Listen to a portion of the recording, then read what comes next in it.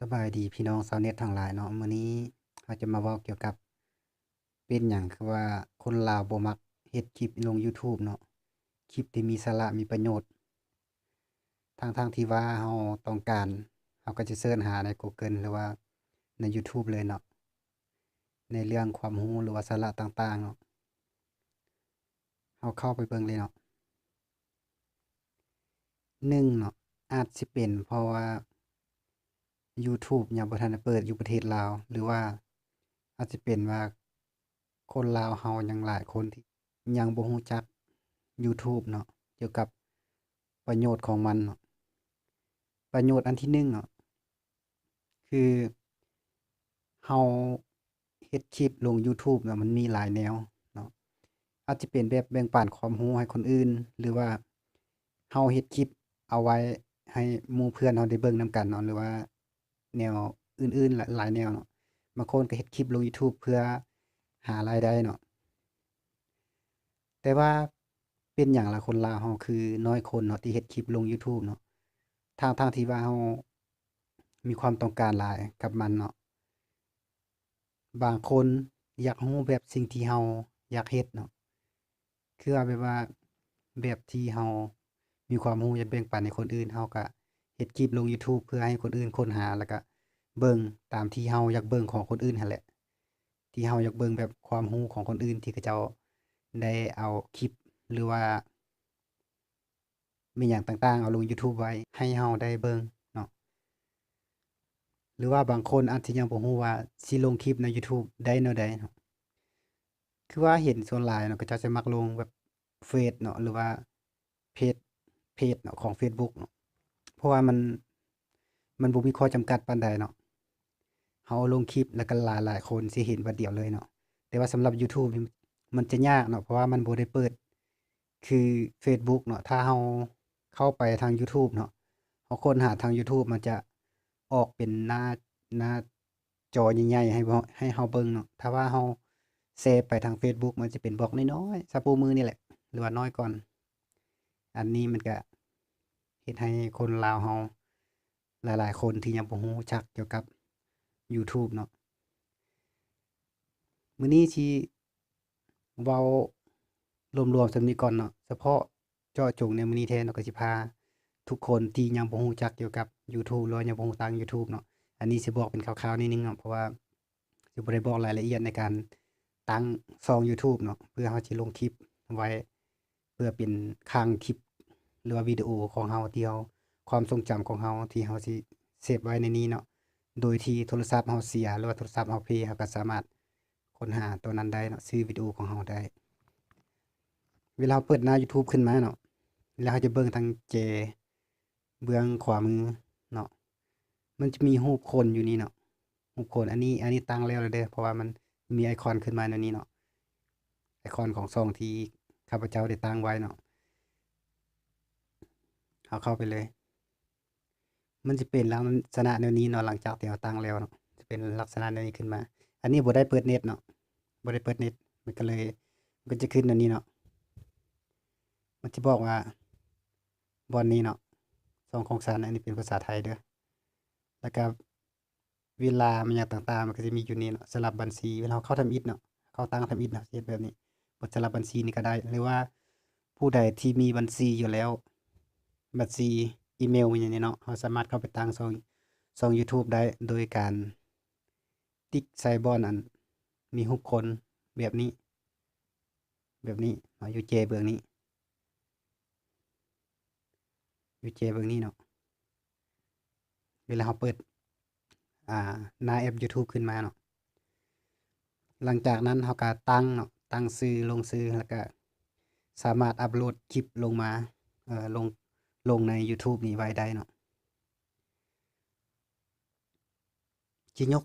ตัวอย่างให้แจ้งๆนิดหนึ่งเนาะเพราะว่าบางคนอาจสิบ่เข้าใจเนาะ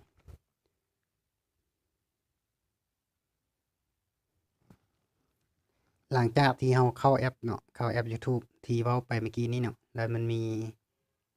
รูปช่องรูปไอคอนช่องของเราอยู่นี่เนาะที่เราตั้งแล้วเนาะเราเข้าไปเบิ่งนี่มันจะเป็นแนวนี้เนาะเป็นลักษณะแบบนี้หน้าตาแบบนี้ที่ตั้งแล้วเนาะ ถ้าอยากให้อัปโหลดวิดีโอเนาะอันนี้โทรศัพท์มันทำอิฐมันคือว่าเห็นบอนที่เราอัปโหลดวิดีโอเข้าได้เนาะแต่ว่าตอนนี้คือว่าบ่เห็นจักมันไปอยู่ไสแล้วเอาเป็นว่าแนะนำให้เข้าเบราว์เซอร์เนาะหรือว่า Google Chrome เนาะอันนี้สิไปให้เบิ่งเนาะว่ามันเข้าอัปคลิปได้แนวใดเนาะเอาเข้า Chrome เลยเนาะตัวนี้เนาะ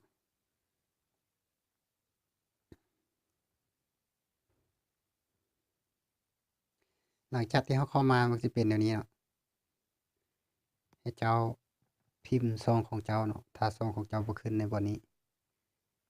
อ่าบ่อนนี้อันนี้เนาะอันนี้เป็นช่องที่เราตั้งไว้พิมพ์คำว่าเนาะเป็นตัวอย่างว่าข้อยสิพิมพ์ช่องของข้อยที่ตั้งไว้อ่า PMV MV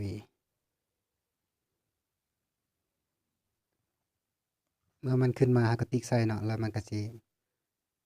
random เข้าในช่องของเราเนาะเป็นแบบนี้เนาะนี่เด้อช่องหลังจากนั้นเนาะเราอยากอัปคลิปลงไปเนาะเราก็แตะใส่ไอคอนบนแจตรงขวามือนี่เนาะตัวนี้อาแล้วมันออกมาแนวนี้เนาะหลังจากที่เราแตะเข้ามาเนาะมันก็จะเห็นแบบ